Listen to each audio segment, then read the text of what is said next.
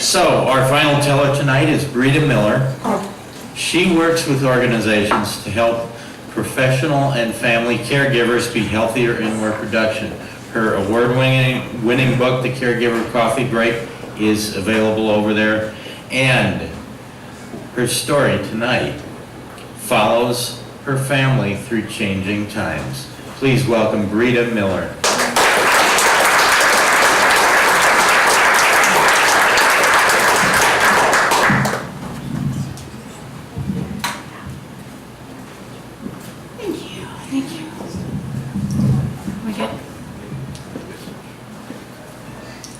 I love this picture.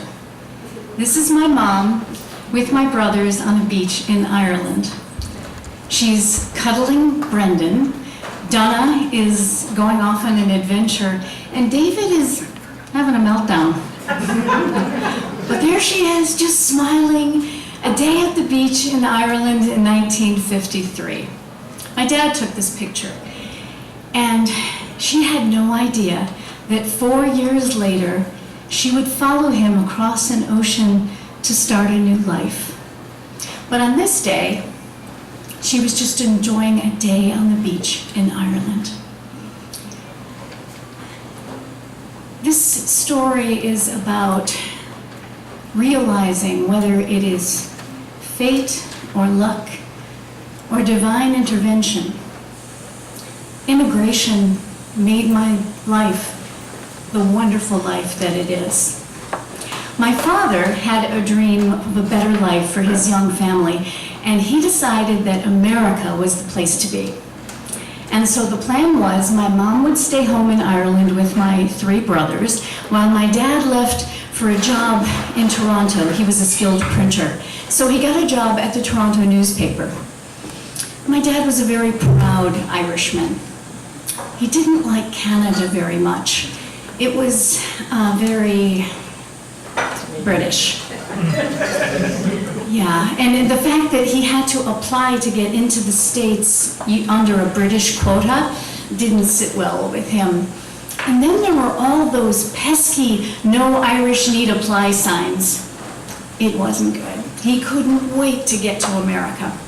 So he heard about a job at the Detroit Free Press, and he immediately took a train from Toronto to Windsor and then a bus across the bridge to Detroit to check it out. And he loved it. He loved the Motor City, and he applied for his visa right away. He then moved from Toronto to Windsor, got a job in the Windsor newspaper while he was waiting for all the papers to go through. And he would make regular trips on a bus across the bridge to visit Detroit. And he made friends, he ate new foods, and he discovered the Gaelic League and the Irish American Club. And he found his way in a country where he knew no one. So once all the papers were in order, he sent for my mom. And so my mom, on her own in Ireland, had to pack up their house, sell what they weren't going to ship over to the States, and sell their beautiful little home in Dublin, and say goodbye to her father. She was just so brave to do all of this on her own. Then she had to get in a propeller plane with those 3 and fly across the ocean to Detroit. And she used to tell me all the time, it was the longest flight of my life. You can imagine. But it was hard on my brothers too. They were little, and they had to leave their friends and their home and their granddad. And in Ireland, they had gotten a new TV, ATV, and it was a really big deal. And their favorite shows were the American Westerns, especially Gunsmoke.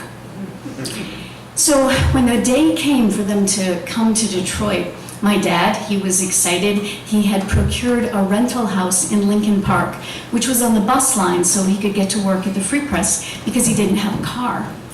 He had also gotten a taxi to wait for them at the airport so he could take them to the new house. And the story is that my brothers were so excited about being in America that as they were in the taxi, The whole way down 94, they had their noses pressed against the window and just kept asking, "Where are the cowboys? Where are the cowboys?" Now, to my knowledge, the only cowboy that has ever been on 94 was the Marlboro Man billboard, and that was years later. But my dad he was so in love with America, and he wanted to show the best of America to them. He had told them about pizza, but they had never seen it. So the first week that they're in this country, my dad brings home a large deluxe Clementi's pizza and puts it on the table. And as he tears open the brown square paper bag that holds this treat, my brothers are staring at it silently. And then Brendan cries out, "It looks like somebody threw up on bread." My dad pretty much ate that whole first pizza, but within a month they were eating pizza and learning about baseball and watching Saturday morning cartoons. My brothers lost their accents. My brother Donna became Don at school. He just wanted to fit in. Now, I was the first one born in America, so today I would be an anchor baby. And our family grew. My younger brother was born in December of 1963, exactly 1 month after President Kennedy was assassinated. They named him John Fitzgerald Kelly, JFK. I remember in 1968, my parents became naturalized citizens, and I remember how they were so worried and stressed about studying for the big test. The following year, my eldest brother, David, left to serve in Vietnam, and he survived. My immigrant parents were proud American citizens. They never missed an election. My mom became one of those voter ladies, the election poll ladies, and she carried her proof, her election voter's registration card with her wherever she went. She never learned how to drive, but she learned how to vote.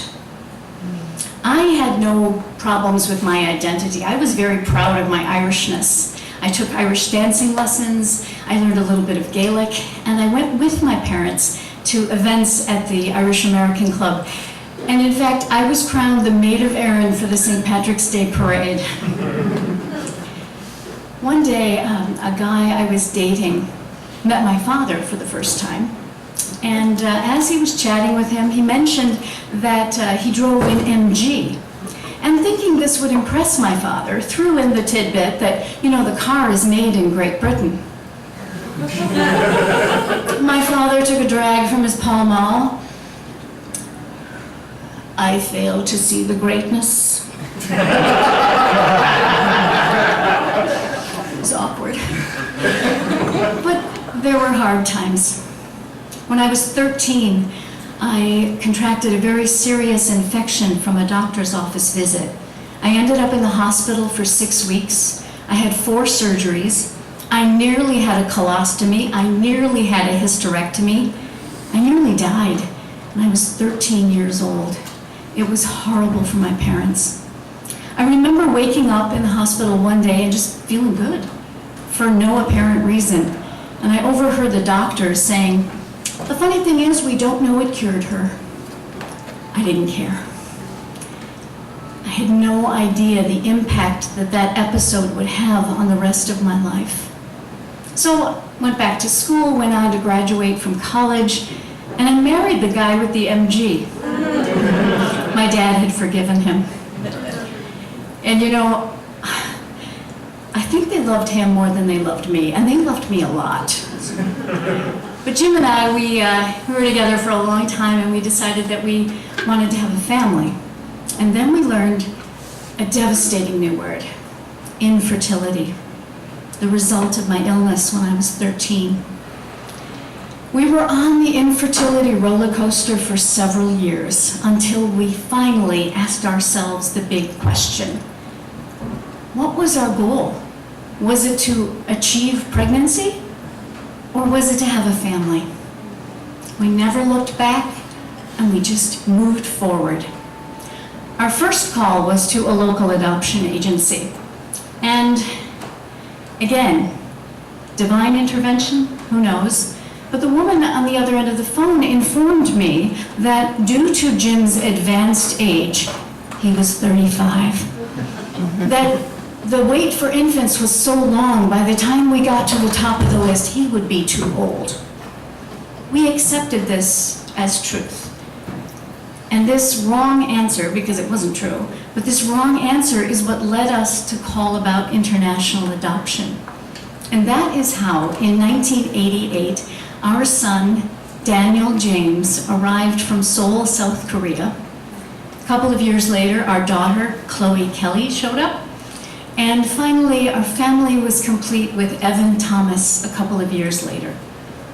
Who knew that the children that we were meant to have would be born to 3 different women on the other side of the world? A couple of years later, we went on a family vacation with my mom to Ireland. And this picture was taken on the same beach that she was with my brothers some 40 years earlier. Khalil Gibran wrote, "Your children are not your children. They come through you, not from you."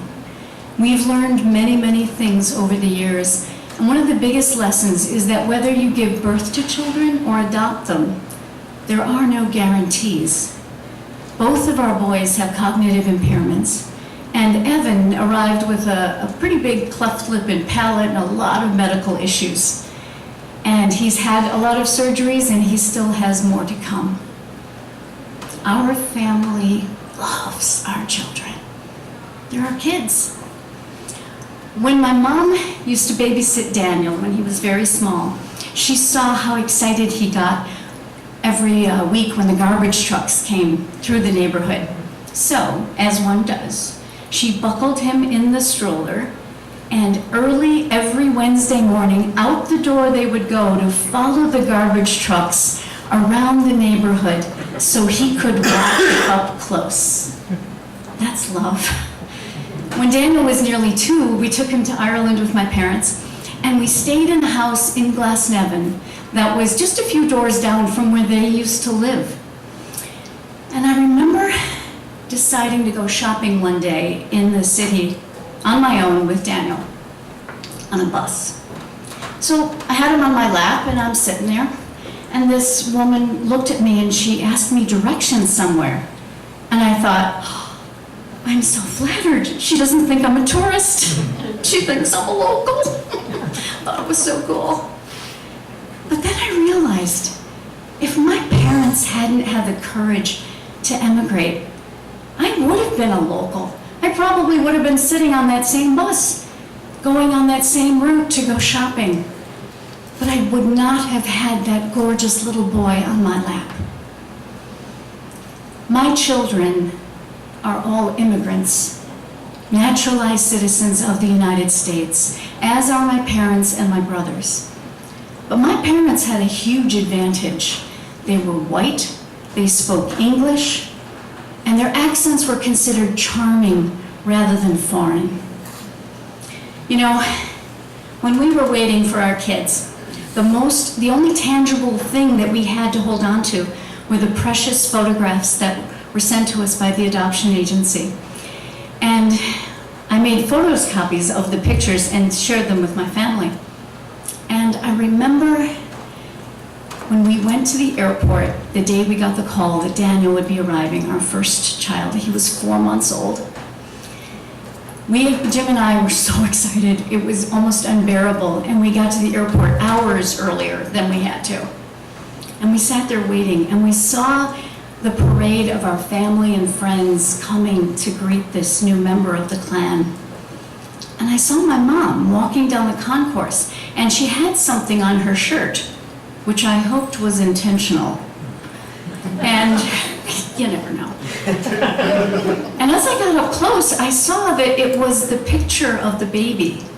She had cut it into a circle and pinned it to her shirt.